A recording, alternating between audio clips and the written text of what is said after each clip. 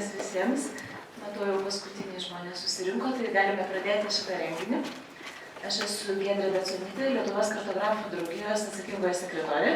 Ir kadangi aukštesnės mūsų valdžios čia nėra, tai tenka garbė pasveikinti jūs visus šitame renginyje Lietuvos kartografų draugijos vardu. Kodėl mes organizuojam šitą renginį?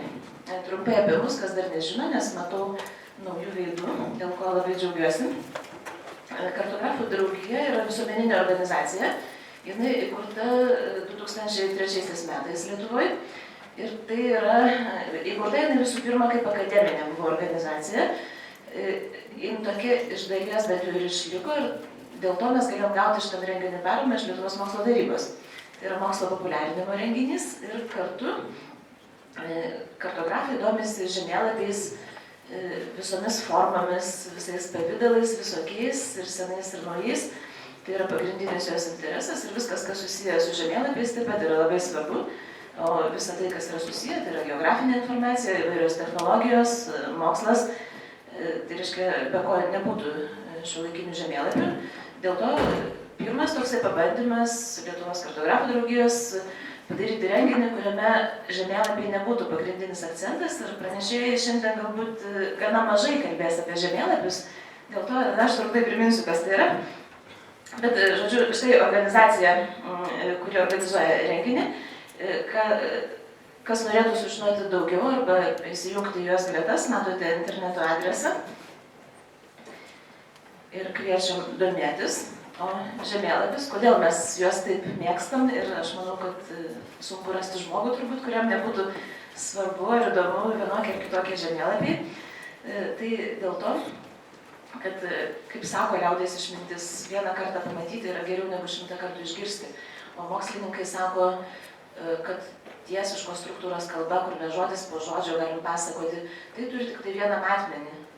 Ir perteikti ryšius erdvėje, kur reikia tų matmenų 2, 3 ar 4, yra labai sudėtinga ir net neįmanoma. Dėl to mes turim žemėlapį kaip beveik įgimtai suvokiamą dalyką, nubraižyti, nupiešti, parodyti santykius erdvėje. Tai yra nuo seno žinoma priemonė perduoti informacijai ir dabar jau yra žinoma, kad yra ypatingai efektyvi priemonė. Koks jis bebūtų vaizdas geografinės informacijos leidžia ne tik pamatyti faktus, bet ir daryti įvairiausias įžvalgas. Čia matot šitą žemėlapį kaip pavyzdį, čia yra Atlantidos žemėlapis vokiečių jėzuito Atanazijos Kircherio sudarytas 17 amžiaus pabaigoje, tiesiog dėl įdomumo štai pamatyti mes galim, kaip tai atrodė, galbūt kaip atrodė toji sala, Atlantida, pastebėkite orientaciją, viršuje yra pietus. O šiandien žemėlapį nesivaizduojam be tokio dalyko, tokios sąvokos kaip geografinė informacija.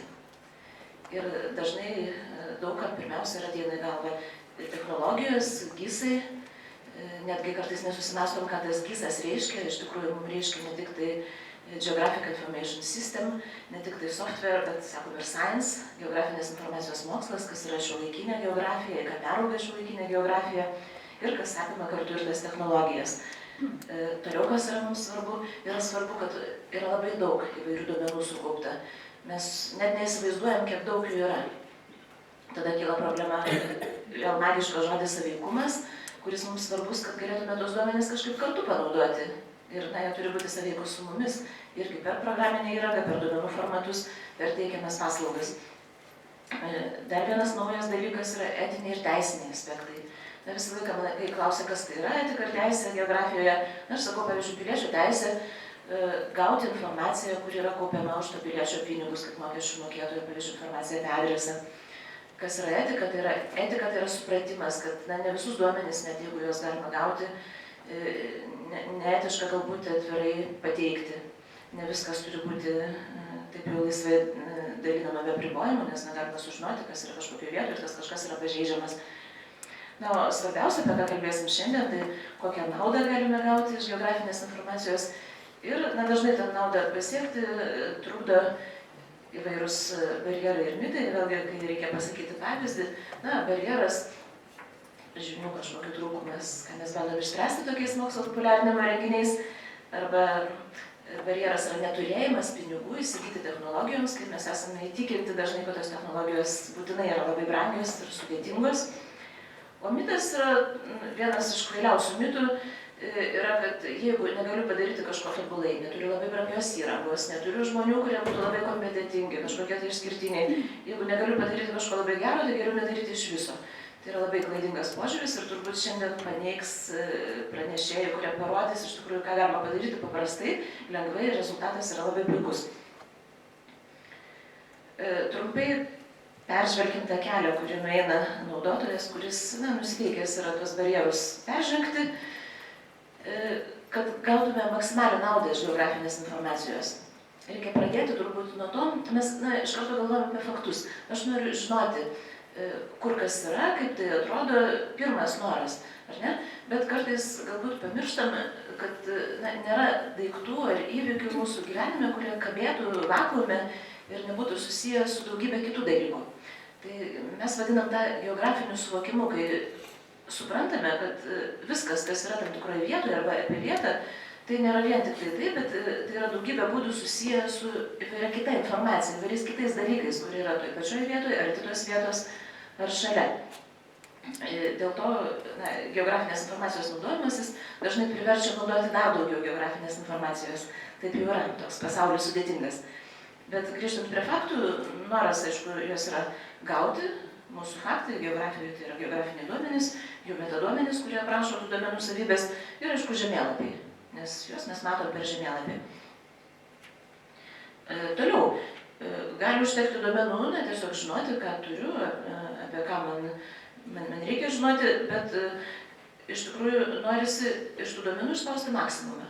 Jeigu jau investavau į jų surinkimą, jeigu gavau, sumokėjau ar ne, tai norisi ištraukti kiek įmanoma daugiau informacijos. Tai yra prasminga informacija, kurią galima panaudoti. Ir gyvename mes šiais laikais informaciniai visuomeniai, tas, kas disponuoja informaciją, yra stiprus. Tam reikia sugebėti duomenis interpretuoti, apibendrinti ir įvairiai analizuoti. Ir aukščiausia pakopa turbūt yra žinios, kai mes iš tos informacijos dar gaunam kažką naujo, apie ką informacijos nebuvo, bet mes sužinom ją tyrinėdami.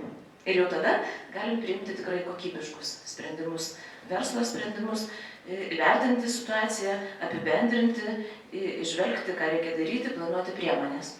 Toks štai kelias, trumpai prabėgsiu per pavyzdžius. Faktai, paprasčiausias dalykas, geografijoje faktai tai yra duomenys apie objektus, kaip čia matome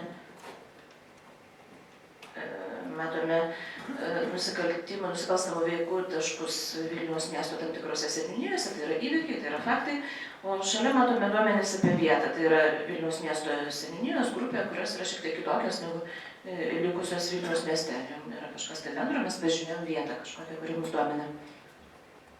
Toliau prisirinkom tų duomenų, kiekvienas taškas, jis turi savo atributus, apie jį kažką tai žinom, kokia ten veika įvykdyta, kiek ten aukų, kokio tipo, kada ir aišku kur. Žinom, kaip surinkti tie duomenys, tada galim juos analizuoti, vertinti, apibendrinti. Ir kai aš dar mokiausi, tai sakydavo, kad geografinės minties aukščiausia išraiška yra rajonavimas.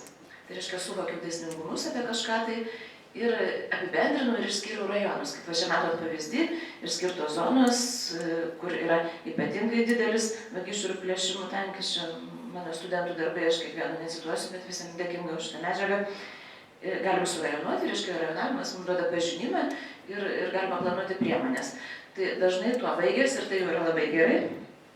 Dar šiek tiek apie apibendrinimą, kai mes apibendrinam vietą ir atributus tam tikroje vietoje.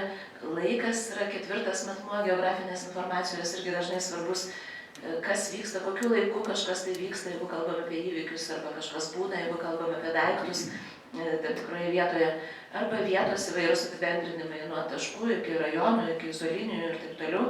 Tai leidžia priimti įvairius sprendimus visose gyvenimo srityse, turbūt nesuklysiu pasakius, kad visiškai visose, ir strateginius, kaip vystyti, kaip plėtoti kažkokią veiklą, ir taktinius, kaip reikėtų planuoti veiksmus, ir operatyvinius, bet šiuo metu kažkas tai yra negerai, galiu tą galbūt sutvarkyti. Ir taip pat juos stebėti. Ką daro mokslininkai dar toliau, jie nori nueiti iš tų visų apibendrinimų, nepasitenkinti tuo, kad padariau, suplanavau, mano rajonai tokie, jau viskas lyg tai būtų gerai, bet norisi žiūrėti giliau ir kai duomenų yra daug, mes galim pastebėti kažkokius tai sunkiai iš karto galbūt išvelgiamus dėsningumus, kažkokius išskirtinius atvejus, įdomias reikšmės, įdomų išsidėstymą, kažko neįprasta. Sąsajas vėl pavyzdys iš mano studentės darbo yra vagysčių ir plėšimų koncentracija apie prekybos centrus. Jinai yra didesnė, pastebėtas dėsningumas, ne vien tik tai, kad zona, kur jų daug, bet toj zonai yra dar kažkas, va čia atsiranda sąsajos su daugiau duomenų.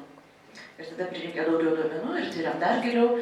Ir kur galbūt, na, sakykime, pasiekiamas tas aukščiausias tyrimo lygmuo, tai yra, kai suvokiam priežastinį ryšį, galim iškelti prielaidą, kad galbūt taip yra. Ir galim pastebėti, kad, na, gal kažkokie mūsų tyrimo metodai yra netinkami, kai kurio tipo informaciją analizuoti, čia jau mokslas. Ne, čia yra pastebėta, kad yra tų prekybos centrų, reiškia bendra tendencija koncentruotis aplink juos plėšimams ir vagystėms, bet yra kai kurie iš tos schemos iškrenta ir tais pačiais metodais tyriami neturėtų būti. Toks pavyzdys ir tada mes galvojame, kokiais metodais juos reikėtų tirti, pastebim kažką naujo ir tos informacijos daugėja ir mums nuo to yra gyventi geriau. Tai dabar, kad tą kelią galėtų nueiti kiekvienas. Manau, kad kiekvienas gali rasti problemą, kurią galima išspręsti arba iš dalies išspręsti panaudojant geografinius duomenis ir geografinės informacijos technologijas. Tam reikia turėti sistemėlę, bet mažytę, kur turint kažkokį tikslą ir apsibrėžtus metodus, ką aš noriu padaryti, turint žmonės, kurie nori tą daryti, ko bereikia? Reikia duomenų, programinės įrangos ir techninės įrangos. Šiandien mes nekalbėsime apie techninę įrangą, kurios irgi problemą dažnai išsprendžia debesų technologijos. Šiandien akcentas bus duomenys ir programinė įranga, ko mes norim, kad būtų paprasta ir nekainuotų pagal galimybės arba kainuotų mažai. Tai ir atsiranda 3 žodžiai – vieša, nemokama ir atvira.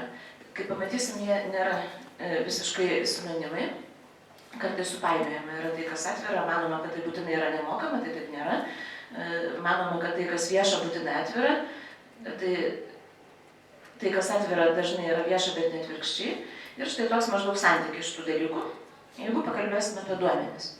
Viešieji duomenys tai yra tie, kurie pasiekiami visiems naudotojams. Nėra kažkokio apribojimų, jie neslepiami, juos galima gauti. Tai nepasako, kokiom sąlygom juos gauti. Jie gali būti mokami, jie gali būti jų naudojimas kažkaip ribojimas, bet gali gauti kiekvienas. Nemokami duomenys yra tie, už kuriuos nereikia mokėti. Tai nereiškia, kad juos galima naudoti taip, kaip noriu, ten, kur noriu ir daryti su jais, ką noriu. Tiesiog jie gaunami nemokamai, o tikslus nustato jų naudojimo sąlygos. Ir atvirieji duomenys yra pati įdomiausia kategorija, galbūt rečiausiai pasitaikanti, bent jau Lietuvoje, tai yra toks rinkinys, kurį jo savininkas leidžia imti ir naudoti ir įvairiai transformuoti, kurti išvestinius duomenis ir be jokio apribojimo. Tai va tokios 3 rūšis, jos, kaip matėt, persidengia iš tos sąvokos, ką mes Lietuvoje turim. Metaduomenys, tai yra informacija apie duomenų rinkinius, yra teisės aktais nustatyta, kad jie visada vieši ir nemokami. Reiškia, bent jau galima sužinoti tikrai, kas yra. Jeigu viskas daroma teisingai, tai jūs galite sužinoti apie visą geografinę informaciją Lietuvoje kaupiamą. Ir dauguma valstybės duomenų rinkinių irgi yra vieši ir nemokami. Juos galima gauti.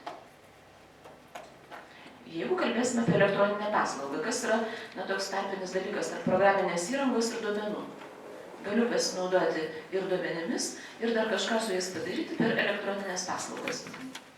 Panašiai, santykis yra šitų 3 dalykų panašus kaip ir duomenų. Viešosios paslaugos tai yra tos, kurios teikiamos visiems pageidaujantiem, kiekvienam piliečiui, nurodytomis sąlygomis. Galima naudoti jas taip, kaip nurodyta. Nemokamas yra tos, už kurias nereikia mokėti. Tai nereiškia, kad jų naudojimas irgi niekaip neribojamas. Bet jos yra nemokamos ir Lietuvoje tokių paslaugų mes turim labai nemažai. Viešų nemokamų geografinės informacijos paslaugų. Tai yra Maps.lt, Geoportal.lt ir turbūt daug galima prigalvoti, kurius žiūrit žemėlapį, kažką didinat, mažinat, randat, pamatuojat. Tai yra viešos nemokamos elektroninės paslaugos. Ir atvirosios yra tokios, kai jų kūrėjas leidžia kitiems įsikišti, imti, naudoti, tobulinti ir iš to gimsta galbūt geresnės kokybės paslauga, arba tai išsišakoja į aibę paslaugų, kurias kuria nepriklausomi žmonės. Na ir tai, ką mes jau naudojam savo darbo vietoje, programinė įranga, tai atviro kodo technologijos reiškia, kad tai yra programos, kurių vėlgi kūrėjai atskleidžia išeities tekstus, jie yra žinomi, juos gali bet kas paimti, naudoti, taip pat gauna dokumentaciją ir gali vystyti tą sprendimą, jeigu kažkas tai nepatinka, jį patobulinti, tuos patobulinimus, aišku, galima apjungti ir taip tie atviro kodo produktai tobulinami dalyvaujant daugeliu kūrėjų. Štai apie ką kalbėsime šiandien. Tai ir bus renginys daugmaž taip organizuotas. Nuo turinio apie kiek įmanoma atvirus, viešus ir nemokamus duomenis, apie paslaugas ir man labai įdomus pavyzdys yra, kur gyvenu LT, turėtume išgirsti, kaipgi tuos duomenis sąlyginai lengvai gaunamus galima surinkti ir ką iš jų galima padaryti, kokį puikų dalyką. Toliau, ką reikėtų po pertraukos, kalbėsime apie tai, ką gali padaryti tas, kuriam neužtenka įrankių pasiekiamų internete, nori įsidiegti savo sistemas, ką daryti ir pamatysim turbūt, kad tai nėra taip jau baisu ar labai sudėtinga, tai yra pakankamai sudėtinga, bet viskas yra įmanoma, tai bus pristatyta priemonė aplinka, kur galima pasibandyti atviro kodo programinės įrangos sprendimus. PostGIS yra produktas, kuris leidžia kaupti ir tvarkyti geografinius duomenis. QGIS arba Google Quantum GIS tai yra GIS sistema atviro kodo ir GeoServeris tai yra sprendimai, kai norime dalintis savo informaciją su kitais.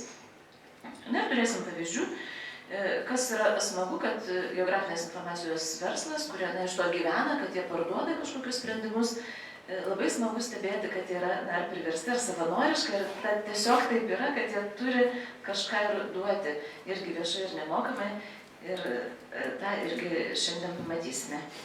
Tai noriu dar kartą padėkoti visiems, kurių dėka šitas renginys galėjo įvykti, Lietuvos kartografų draugija, Lietuvos mokslo taryba, Valstybės įmonės GIS centras, kuri dovanoja dalyvio rinkinukus, visi pranešėjai ir aišku visi, kurie čia susirinkote šitą gražų penktadienio rytą. Aš iš karto perėsiu prie sesijos moderavimo. Pirmoji pranešėja Evelina iš Valstybės įmonės GIS centras. Prašau laikytis reglamento, 15 minučių. Aš turiu varpelį, tu laikys.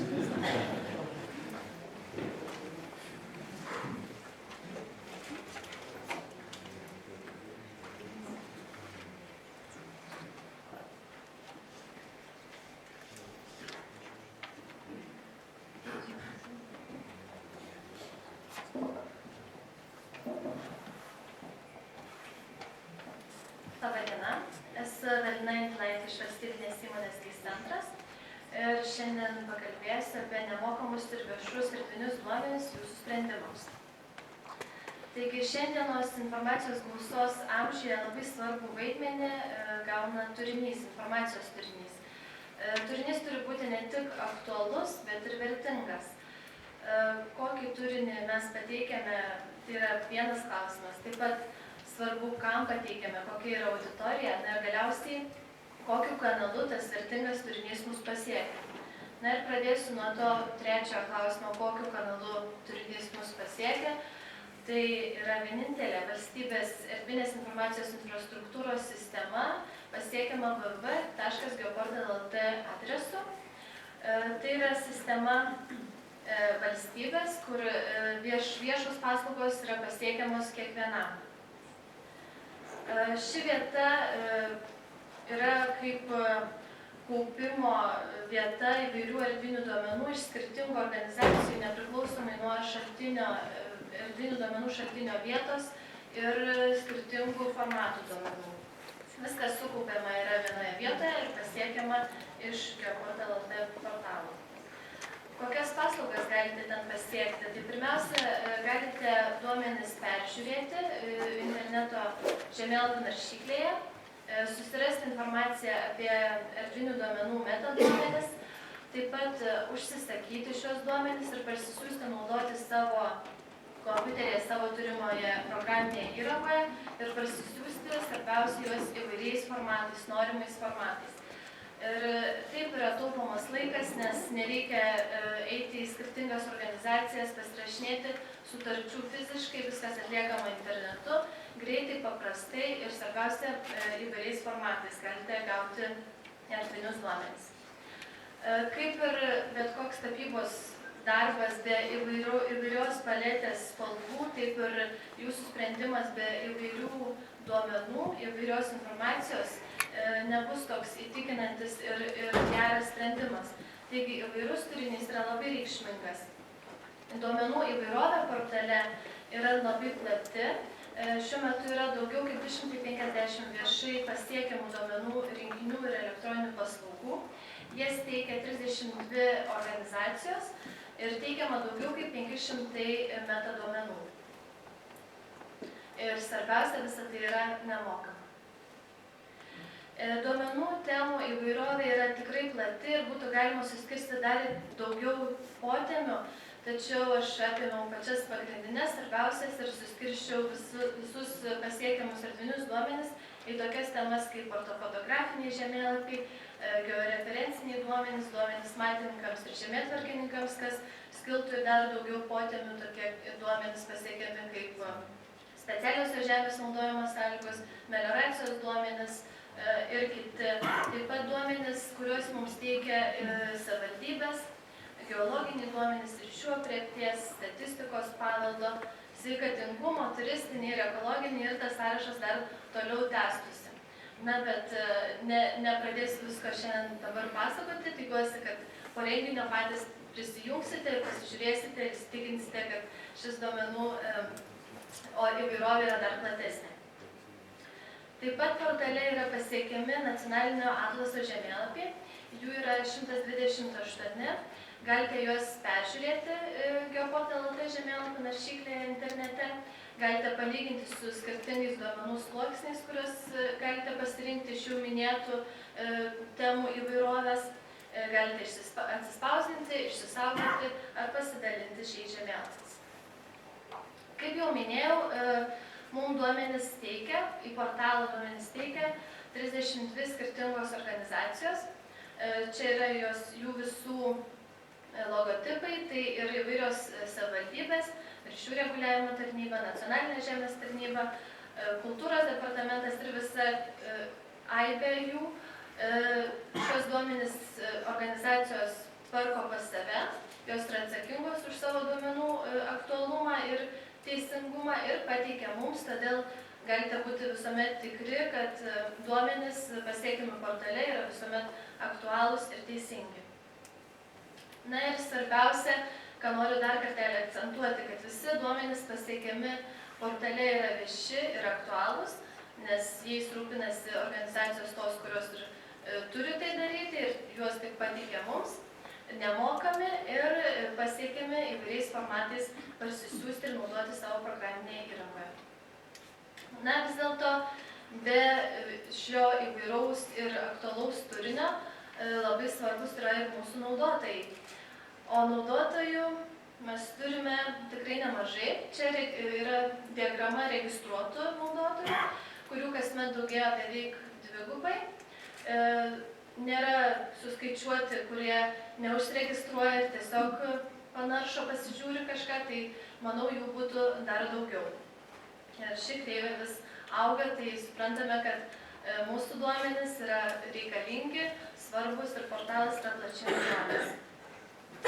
Pagal 2013 metų atliktą rinkos tyrimą buvo išsiaiškinta, kad daugiausia mūsų naudotojų pagal veiklos pobūdį yra geodesininkai, žemėtvarkininkai, posttinklo naudotojai, kurie galėtų būti apsijungę kartu su geodesininkais, inžinieriai, architektai ir kiti. Taigi išskyriau tokias 5 sritis pagal veiklos pobūdžius. Tai būtų žemėtvarkininkai, geodesininkai, architektai, inžinieriai, aplinkosaugininkai, GIS naudotojai ir reklamos leidybos atstovai. Tai tie, kurie naudoja duomenis, siunčiasi, juos peržiūri ir kuria savo sprendimus, panaudojant duomenis pasiekiamus Lietuvos erdvinės informacijos portale Geoportal.lt.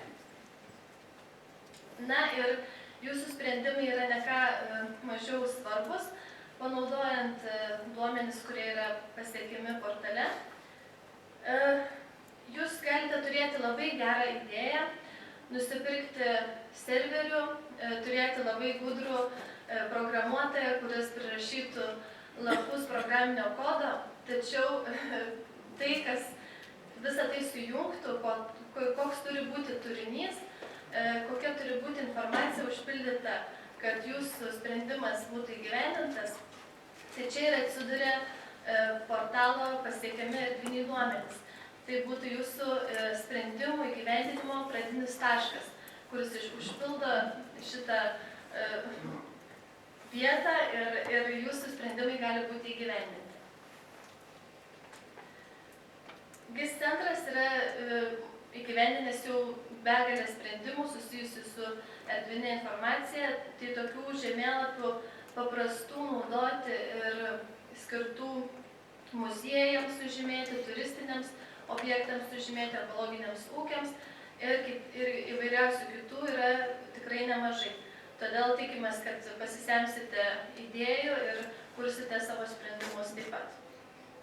Jeigu kyla klausimų, kaip naudotis portalu, kaip peržiūrėti duomenis, kaip juos užsisakyti, parsisiųsti, ar tiesiog nerandate kažkokių duomenų arba turite pasiūlymų, visuomet galite į mus kreiptis, parašyti mums paklausimą, elektroniniais adresais kreiptis, telefonu. Taip pat turime YouTube video pradžiamokslius, SlideShare kanale galite peržiūrėti mūsų pranešimus, skaitytus. Ir taip pat mes esame socialūs, turime Facebook grupę, kur galite rašyti mums. Ačiū ir tikimės, kad Geoportal.lt taps patikimas arba jau yra geografinių sprendimų partneris.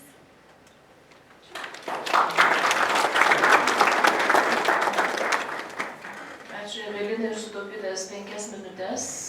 Jas galime skirti klausimam ar trumpai diskusijai. Ypač klausimams, jeigu jų turėtumėt. Čia yra Geoportalo tvarkytojo atstovai, žmonės, kurie nuolat prie jo dirba, jie tikrai gali atsakyti, jeigu kažkas dabar labai rūpi. Jeigu ne, tada noriu pakviesti Šarūną Legenską ir Laurą Tyrilytę, nežinau, kuris pristatinės, ar abudu, papasakoti apie tai, ką daro Kur gyvenu LT kūrėjai. Atvirųjų duomenų panaudojimas versle.